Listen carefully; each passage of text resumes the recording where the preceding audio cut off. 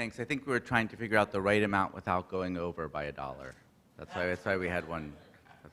Anyway, thank you very much, and thank you, Phyllis and Bobby, for those comments and that great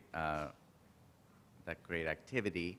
I'm Josh Sharfstein, the co-chair with Sandy Magnan of this group. I'm going to make a few comments and then invite other people to come up if they have other comments that they want to make. For me, I think today was very, very interesting. I appreciate everybody who had a role in putting this together. I learned a great deal about different aspects of economic investments in and rethinking the role that institutions we don't typically, or parts of institutions we don't typically think of having a big part of the solution, what they can do. But my theme for me personally was kind of so close but yet so far. On the one hand, the conversations were eye-opening, familiar, things seem very tangible. On the other hand, there's this gap that I experience at least, which I think maybe Phyllis put her finger on, like, well, you know, how do we get there? How do we get to a point where people are willing to make the kinds of investments that we would like to see? And so I particularly thought the Surgeon General was very clear and eloquent on the subject of the opportunity and the importance that there is an awful lot of science, which I'm sure will be summarized in the Surgeon General's report, on the importance of economic health to health and how it cuts across many different public health, discrete public health issues. At the same time, how you actually get to better economic health so that you get that human health impact seems a little bit far away to me, especially given the direction a lot of discussions in this country are moving. I thought the discussion of financial incentives in healthcare, which was the next one, was very good, and there's some definite bright spots as you look at this, but then you also heard that most of healthcare still is not value-based payment, and that there's still an awful lot of traditional thinking in healthcare in different parts of it. And when she said the one thing you would do is do the physician fee schedule, I mean, that may be the harder thing than economic transformation. You know, it's not so easy to redistribute money between the subspecialists and the primary care doctors, which is what she was talking about. And that seemed like, you know, we still have some pretty big hills to climb there too. That's the so far away part.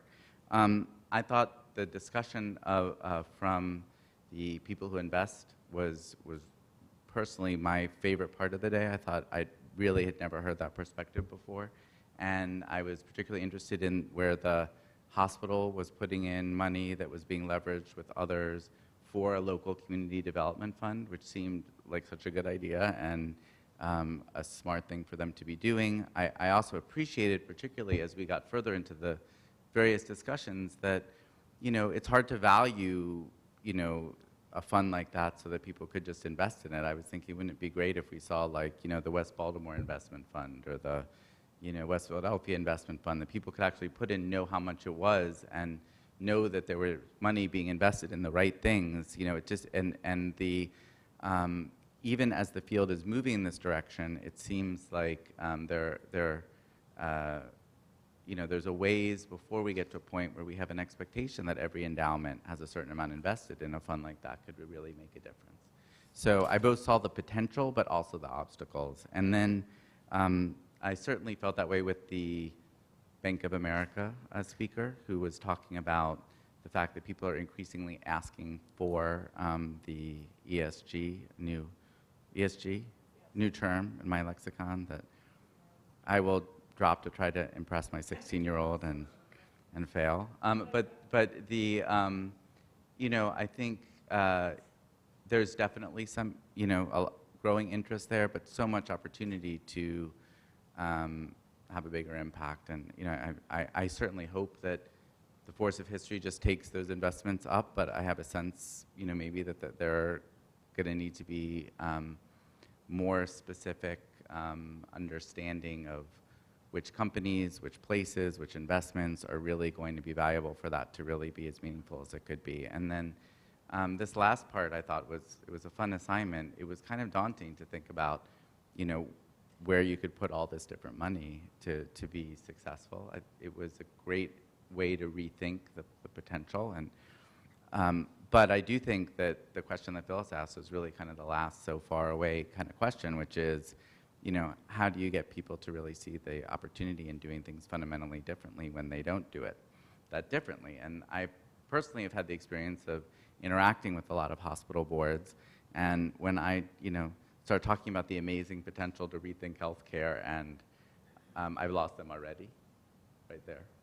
Not even to the second part of my sentence. You know, the amazing potential to rethink the role of healthcare so that they can think about some of the underlying drivers of poor health and put their community on a more stable path. But as soon as I say the amazing opportunity to rethink healthcare, it's like, you know, because people sometimes have very traditional reasons for joining boards. They have particular understandings of that. And I think it's going to be an interesting challenge. And I think in the end, what this meeting is helpful for me is to think about, well, what concretely can we do to get this, you know, so near and so far to get closer together?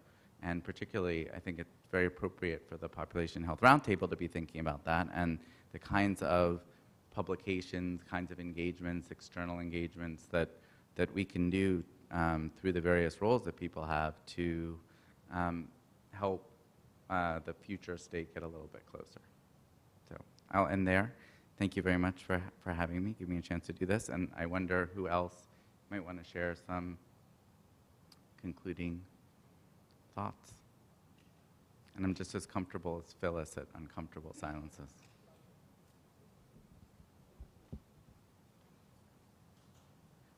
I'll make one brief one. I really enjoyed the day a lot. And one of the reasons that I did, in addition to the ones that you've already suggested, Josh, was the fact that throughout our discussion during the day, it brought together so many of the topics that we've talked about over the last couple of years. We, in our small group, or as the investment panel was speaking, we talked about education, we talked about housing, we talked about rethinking how healthcare is organized and governed, and we talked about the important bridges between different sectors to be able to actually think about health and well-being. So this was in some ways culminating, but it was also very challenging because the solution really lies in how do you redistribute dollars, and that's always where the biggest hurdle is, to get consensus, to get people to think differently and act differently so you can get to the second part of your statement. But I thought that there were some exciting ideas that were presented today that hopefully we will write some more about and explore a little bit further in one of our planning sessions. I also thought that it would be interesting to have some board members from a health system that has actually done some of this work come and talk about the process they went through, what allowed them to feel that sense of taking the leap to really change the way they've invested their assets and have looked at population health. Thanks. Hi, Mylan Tufte from North Dakota. One of the things that we're trying to do in North Dakota, and a common phrase that we hear on some of the boards that I'm a part of, is nothing about us without us, and that full and direct participation of members that are being impacted by the policies that we're putting into place. And so I think as part of the planning committee, I'll take full responsibility of this as well. Having members that are being impacted by the fiscal policies and the economic development that we're doing would be nice. That either did they benefit from these boards and financial investments, and how did that feel, or what was their impact? So I think that is a takeaway. Having that consumer or end user experience as part of the roundtable would be great. So I'm going to advocate that that's part of our go forward message.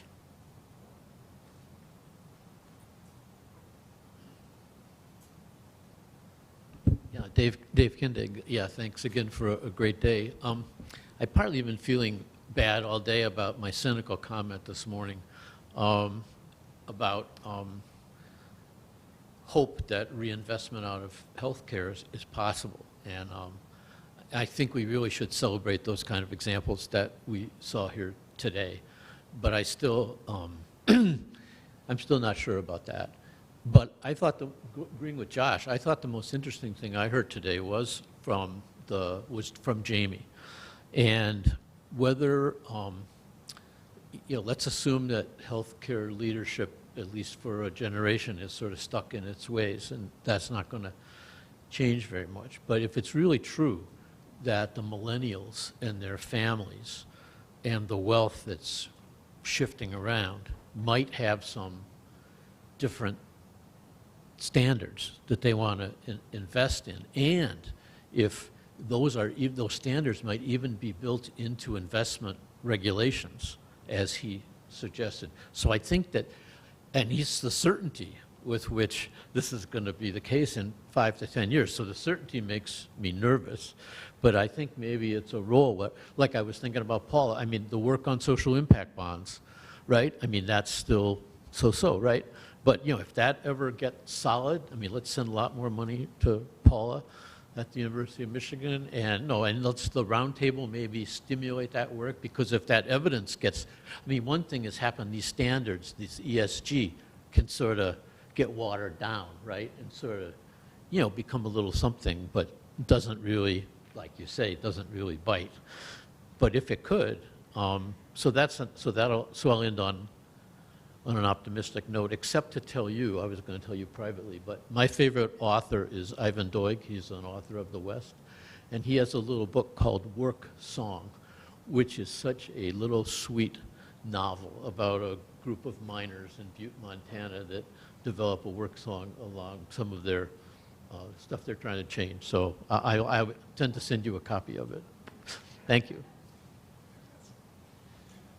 So I want to try to reemphasize the point I tried to make somewhat clumsily earlier in the day, and that is that if you look at what happens in clinical medicine, guidelines that are created by the U.S. Preventive Service Task Force and so forth, they give providers something very specific to do. Yet when you analyze those out, in many cases, it has very tiny effects or sometimes no effects at all. But the guidelines tell people something specific they can do. And that what I was struck by today was that when we're asked with social determinants of health, specifically what do you want us to do, we scratch our heads. And so I was thinking that maybe there is an opportunity, but as a field, we need to move further down the road of using the evidence we have to make more specific suggestions about what's likely to happen if you follow a specific suggestion.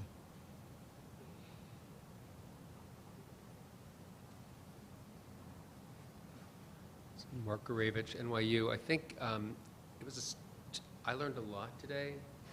It's new. It felt to me like this additional landscape was revealed a little bit about on the financial side.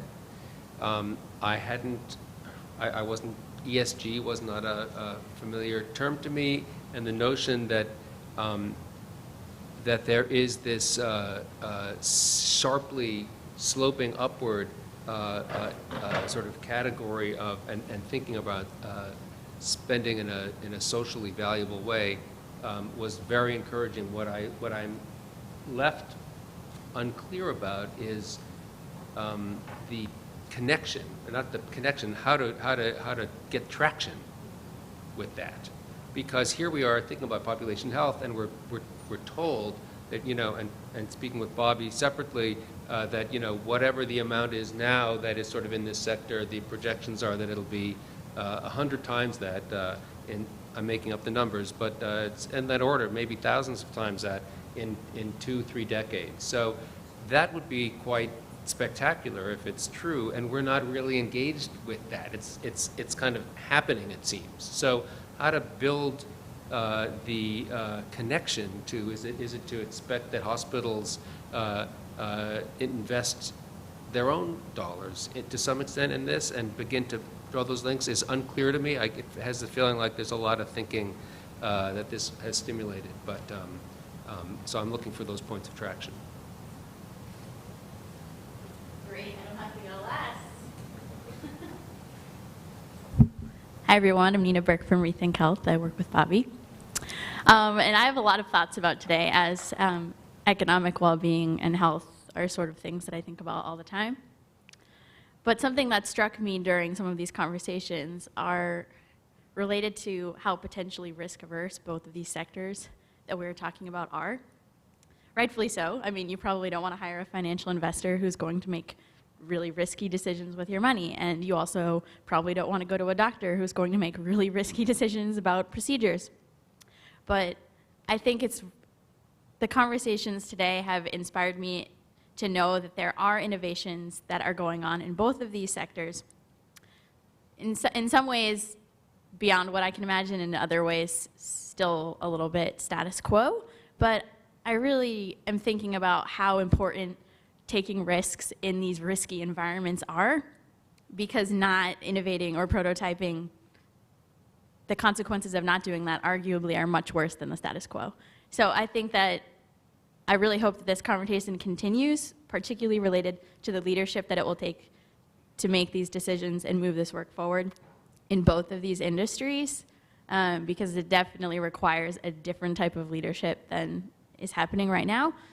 And as a millennial, one of the few in the room, I think that there are new leaders who are coming in who are very, very, very willing to push the envelope, but who also don't necessarily have all the institutional knowledge in order to do that in a productive way.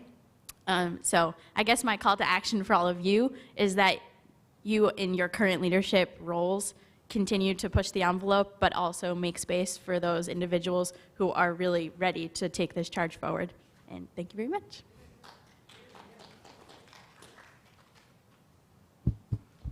Martha Gold. A number of thoughts. One is, I sort of join David's initial sort of cynical stance, because there's so much around in the United States today that suggests to me that people don't care about the things that we care about in this country. And I keep waiting for the elections to change and show me that there really is a sense of commitment to social solidarity that seems to be so much lacking now. Having said that, I was very heartened to hear that the impact investing folks have been doing better than the market. At least that's what I took from one of the remarks. And to me, that seems the sort of way that people who don't necessarily care too much about what happens to their brethren, but are following the markets, may in fact change where they're putting their money. That was good news to me. Also made me feel that I wanted to change my financial investor. And I'll tell you that last year I started to try and think about impact investing myself, and I went to my lovely TIA guy, who I've worked with for many years, and I asked him, I want to do some of these things. And I was struck by how narrow and risk-averse the TIA folks were. This makes me think that I want to have a much more fulsome conversation with that person. I think people here who are in TIAA, which I think many people are here, might want to be, sort of giving that information to their financial advisors. And it also makes me want to go to the New York Academy of Medicine, where I work, to find out really how they think about their impact investing. I've never asked that question before, but it really makes me feel like it's time to do that and to bring some of the things that were just new and wonderful to hear about today.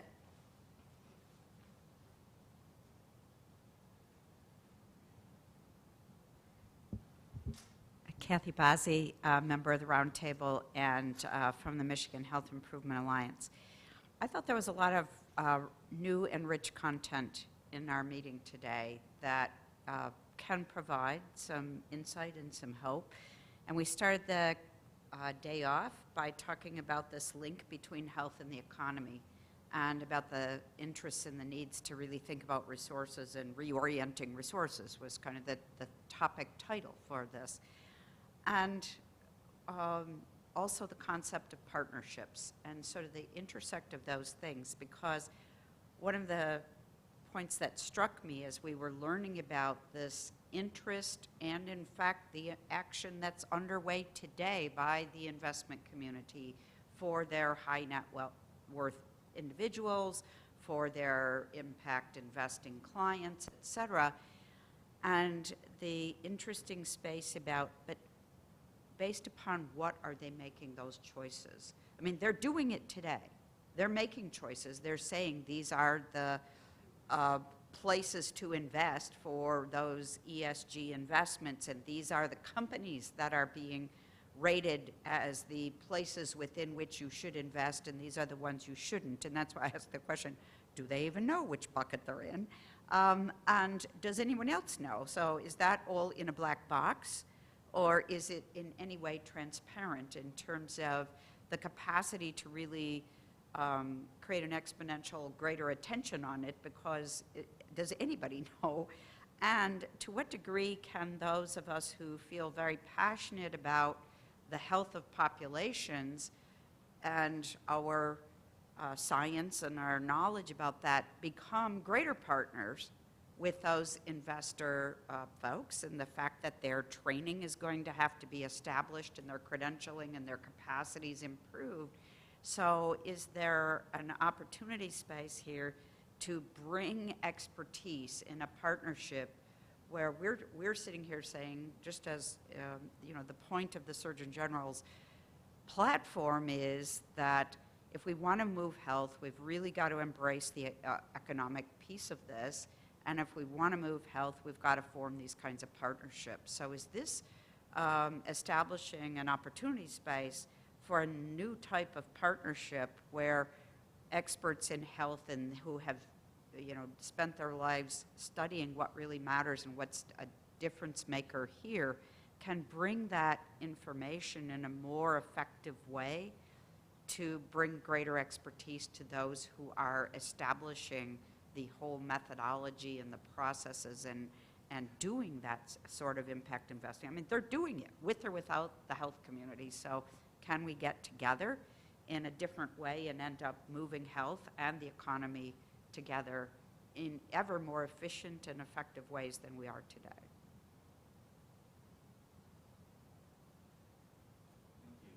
I do want to say one thing, only because, you know, there's been some overt discussion about pessimism and optimism here, and you know, I think if you look at the ways we use resources now, it's hard to argue against pessimism. I think, Martha, you're absolutely right. The values of where we place resources seem so contrary to where the evidence has accumulated over decades of where it would generate better health and well-being. I'll just say where I draw my optimism comes from the very meaning of the word wealth, you know, sort of in its early origins, meant well-being. It was only sort of after the mid-1850s when the Industrial Revolution began and sort of in the, you know, it really heated up after the 1950s when healthcare became big business and sort of global capital markets have skyrocketed, where you end up seeing this very clear disconnection between the ways that we generate wealth in a marketplace are so disconnected from the things that actually produce health and well-being. And, you know, at least for me, the proposition of this workshop was to get a glimpse into the current state of whether that ancient connection between wealth and well-being is actually able to change at all.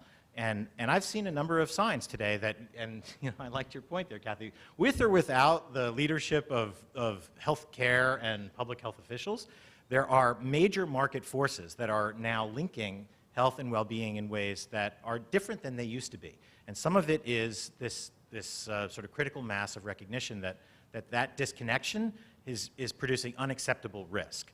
And you know, that was a comment made sort of offhand today that 68% of the market value of organizations is in intangible assets.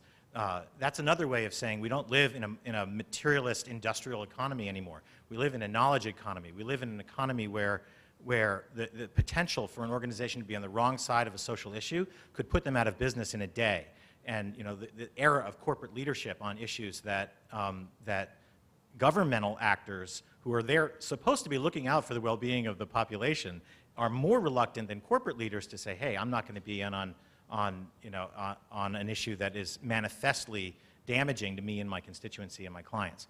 So I think we're at a moment of inflection where it's at least plausible that the ways in which our markets work could actually be much closer to the values of health and well-being, as was always the case. The question really for us is how much are we going to participate in linking and accelerating and informing, maybe tracking the benefits and consequences of that work. Because it can definitely go slow. It can definitely stall. It can benefit, whose interests are benefited by this can spend, a couple decades with very narrow frames as opposed to ones that are much more inclusive. So for me, I think about this as the distinction between wealth and a commonwealth in its sort of foundational democratic sense versus a marketplace that is narrow and stripped of all of its wider context. And to me, I think we've heard stories today that wealth is now becoming much more connected to its wider connections. Thank you so much. Before we finish, I just want to give a special thanks to the staff that made today possible. Kimani Hamilton Ray, Carla Alvarado, Alina Basu, and Rose Martinez. So I started with Kimani, did I not? Yeah, and yes. Oh, Kimani, Carla, Alina, Rose, everyone. Thank you all, and thanks for participating.